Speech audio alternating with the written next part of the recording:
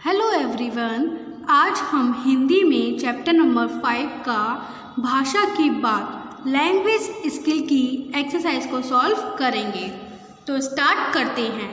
First question है, समान तुक वाले शब्द लिखिए। समान तुक वाले शब्द लिखिए। तो आपको क्या करना है, जैसे ये शब्द हैं पतंग, जड़ी, बंद, छबीली, बड़ी, हवा, इन सारे शब्द के समान तुक वाले शब्द लिखने हैं। ठीक, जैसे पतंग का क्या होगा, रंग, जड़ी, बड़ी, ये जो लास्ट का जो होता है वो आपका सेम आना चाहिए।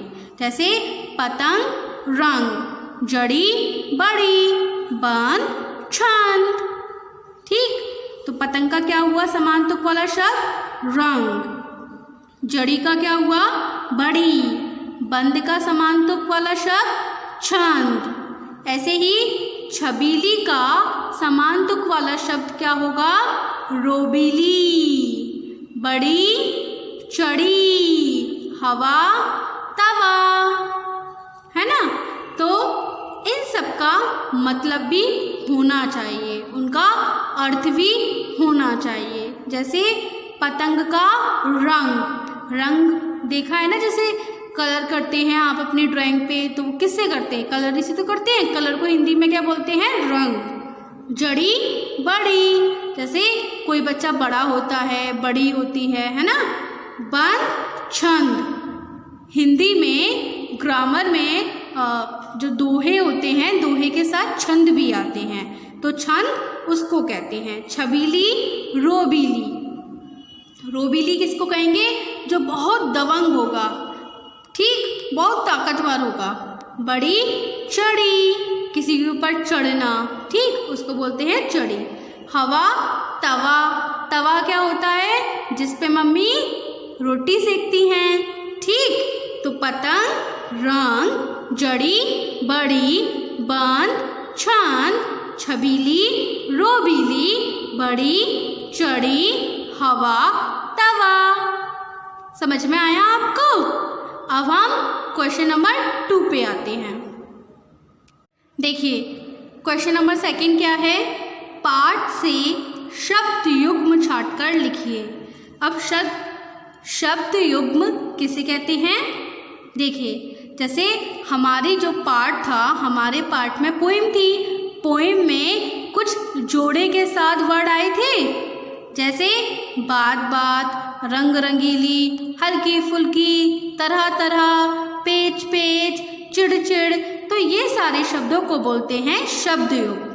ठीक, बहुत सारे होते हैं शब्द युग्म, जैसे छोटी छोटी, ठीक, नन्ही नन्ही बोलते हैं ना कभी कभी, तो ये सारे शब्दों को बोलते हैं शब्द युग्म। तो हमारे चैप्टर में कौन कौन से थे, देखिए बात बात, रंग रंगीली, दांव पेच, तरह तरह, हल्की फुल्की, छैल छबीली, पेच पेच, चिड़चिड़, शोर शोर। ठीक, तो कौन कौन से हैं शब्द युग्म, बात बात, रंग रंगीली, दांव पेच, तरह तरह, हल्की फुल्की, छैल छबीली, पेच पेच, चिड़चिड़, शोर शोर।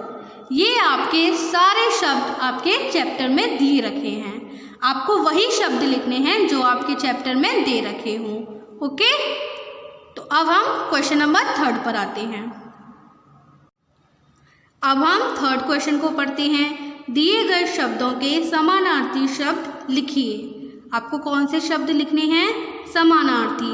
समानार्थी शब्दों को पर्यायवाची शब्द भी बोलते हैं। जैसे नव, नव के पर्यायवाची शब्द क्या होते हैं, आकाश, गगन, इनको हम समानार्थी शब्द बोलते हैं।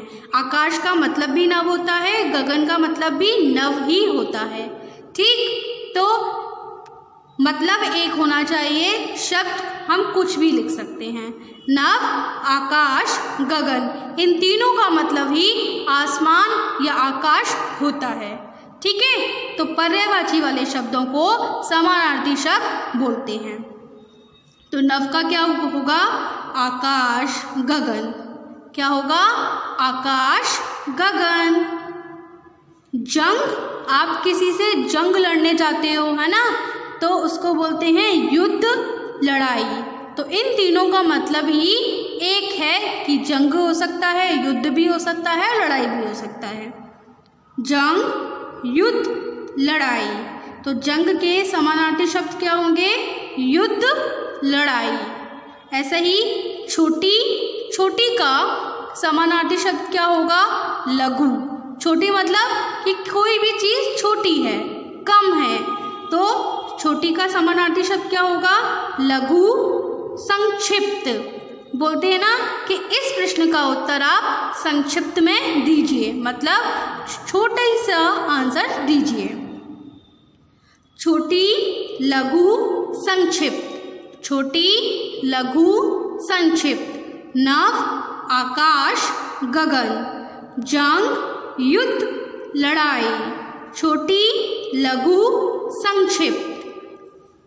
और देखिए हवा। हवा को हम क्या बोल सकते हैं? वायु, पवन। वायु, पवन, इन तीनों का मतलब ही हवा होता है। तो हवा, वायु, पवन। हवा का समानार्थी शब्द क्या होगा? वायु, पवन। ऐसे ही बल, आप किसी चीज़ पर बल लगाते हो, पुश करते हो उसको, तो क्या होगा इनका समानार्थी शब्द? ताकत, शक्ति। बल, ताकत, शक्ति। बल, ताकत, शक्ति। हल्की, देखो हल्की का मतलब क्या होता है कि ये चीज़ बहुत हल्की है, भारी नहीं है।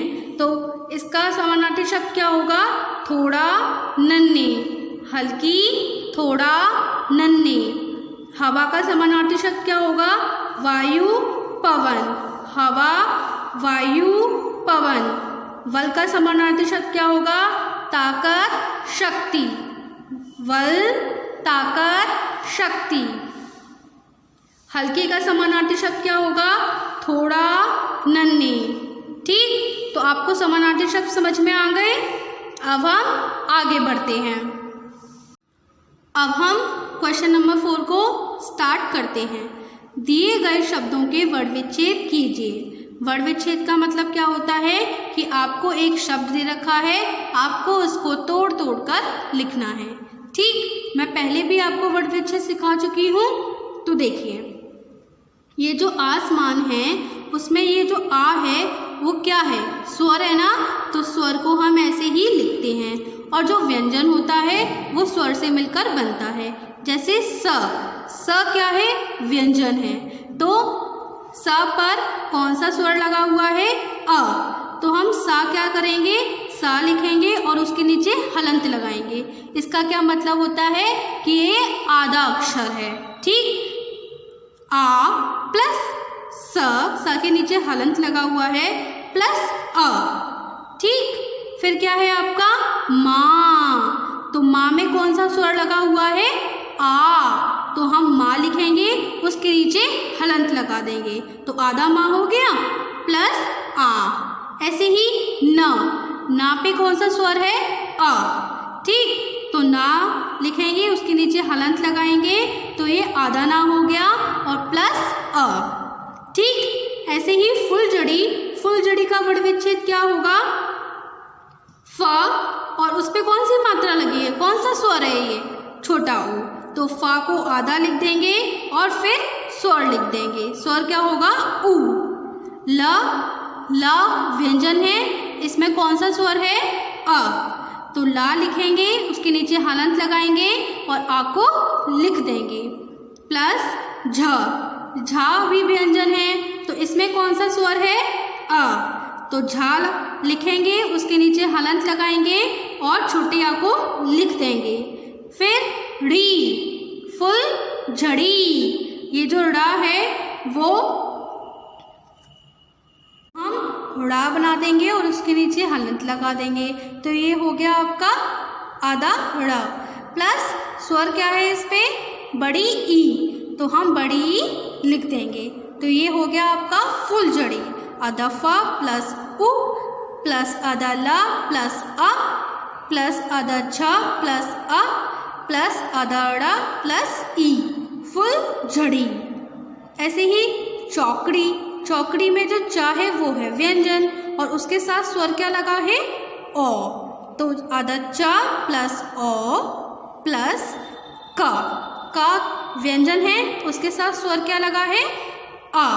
तो आधा का प्लस आ प्लस ड़ी, तो ये सेम हो गया। तो क्या बनेगा? आधा अड़ा प्लस ई। आधा, तो देखिए क्या हुआ? आधा चा प्लस ओ प्लस आधा का प्लस आ प्लस आधा अड़ा प्लस बड़ी ई, तो ये हो गया चौकड़ी। अब है चिड़चिड़। तो देखिए जो चा है वो व्यंजन है, उसके साथ स्वर क्या है? छोटी ई। तो आधा चा प्लस छोटी ई। ऐसे ही ड़ा, तो ये भी व्यंजन है, उसके साथ स्वर क्या है? अ। तो आधा अड़ा प्लस अ। फिर ची, तो यही होगा आधा चा प्लस छोटी ई। फिर ड़ी, तो प्लस आधा अड़ा प्लस बड़ी ई, क्योंकि इसमें बड़ी ई की मात्रा है। तो क्या बन गया? आधा चा प्लस ई प्लस आधा अड़ा प्लस अ प्लस आधा चा प्लस छोटी ई प्लस आधा अड़ा प्लस बड़ी ई। ठीक। लास्ट शोर। तो शोर तो इजी है। देखिए जो शा है वो व्यंजन है, उसके साथ स्वर क्या है? ओ। तो आधा शा प्लस ओ रा, रा भी व्यंजन है, उसके साथ स्वर क्या है? आ। तो आधा शा प्लस ओ प्लस आधा रा प्लस आ। तो आपको समझ में आया क्वेश्चन नंबर 4। अब हम आगे बढ़ते हैं, क्वेश्चन नंबर 5 को पढ़ते हैं। क्रिया के करने का समय काल कहलाता है। जो भी हम क्रिया करते हैं उस करने के समय को काल कहते हैं। ठीक। काल के 3 भेद होते हैं, भूतकाल, वर्तमान काल, भविष्यत काल। ठीक। भूतकाल, वर्तमान काल, भविष्यत काल। भूत को इंग्लिश में बोलते हैं पास्ट, वर्तमान काल को हम इंग्लिश में बोलते हैं प्रेजेंट, भविष्यत काल को हम इंग्लिश में बोलते हैं फ्यूचर। तो देखिए भूतकाल क्या होता है? हम कोई भी काम कर चुके हों उसको बोलते हैं भूतकाल। वर्तमान काल किसे बोलते हैं? हम कोई भी काम कर रहे हों, मतलब अभी मैं आपको पढ़ा रही हूँ। ठीक। तो इसको बोलेंगे वर्तमान काल। भविष्यत काल कि मैं आपको कल पढ़ाऊँगी, अभी मैं पढ़ा नहीं रही, मैं कल पढ़ाऊँगी, तो उसको बोलेंगे भविष्यत काल। ठीक। अब इसको सेंटेंस के अकॉर्डिंग समझते हैं। पतंग उड़ गई, पतंग उड़ गई, तो ये क्या होगा? भूतकाल। जो पतंग है वो उड़ गई है। ठीक। ऐसे ही काम हो चुका है, काम हो चुका है, काम जो है वो मेरा पूरा हो चुका है, तो इसको बोलेंगे भूतकाल। ऐसे ही पतंग उड़ रही है, पतंग अभी उड़ रही है।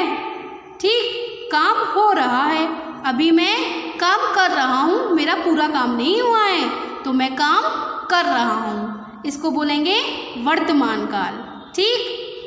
अब पतंग उड़ेगी, अब पतंग उड़ेगी, मतलब अब मैं पतंग उड़ाऊँगा, मैं पतंग को उड़ाऊँगा। मैंने अभी पतंग उड़ाई नहीं है, मैं पतंग को उड़ाऊँगा। काम होने वाला है, काम होने वाला है, अभी काम पूरा नहीं हुआ है, काम होने वाला है। ठीक। तो इसको बोलेंगे भविष्यत काल। ठीक। अब हमारे पास कुछ सेंटेंस लिखे हुए हैं, हमें इनके काल लिखने हैं। देखिए दिए गए वाक्यों के काल लिखिए। हमें कुछ वाक्य दे रखे हैं, हमें उसके काल लिखने हैं। तो देखिए पतंगे आपस में लड़ रही हैं, जो पतंगे हैं वो आपस में लड़ रही हैं, तो ये कौन सा काल होगा? वर्तमान काल। जो पतंगे हैं वो आपस में लड़ रही हैं। ठीक। पतंगे एक दूजे से उलझ गईं, पतंगे एक दूजे से उलझ गईं, जो पतंगे हैं एक दूजे से उलझ गईं। अभी उलझ चुकी हैं वो, तो इसको बोलेंगे भूतकाल। पतंगे चौकड़ी भर रही हैं, जो पतंगे हैं वो चौकड़ी भर रही हैं मतलब उछल रही हैं, तो इसको बोलेंगे वर्तमान काल। ठीक। हवा बंद होने से पतंग गिर जाएगी, जो हवा है वो बंद होने पर पतंग गिर जाएगी, तो ये होगा भविष्यत काल। गिरी नहीं है, गिर जाएगी, तो ये हो गया भविष्यत काल। पतंग आसमान को छू लेगी, पतंग जो है वो आसमान को छू लेगी, अभी छू नहीं है वो पतंग जो है वो आसमान को छू लेगी, तो ये भी क्या होगा भविष्यत काल। शोर शोर में जंग हो गई, शोर शोर में क्या हो गई, लड़ाई हो गई, जंग हो गई, तो ये हो गया भूतकाल। कोई भी काम हो रहा है उसको बोलेंगे वर्तमान काल, कोई भी काम हो चुका उसको बोलेंगे भूतकाल, या हम कोई भी काम करेंगे अभी किया नहीं है तो उसको बोलेंगे भविष्यत काल। तो आपको समझ में आ गया ये पूरा क्वेश्चन। अब आपको होमवर्क में क्या करना है, भाषा की बात यानी लैंग्वेज स्किल की एक्सरसाइज में क्वेश्चन नंबर 1, 2, 3, 4 और 5 अपनी नोटबुक पे करना है। Okay, good bye.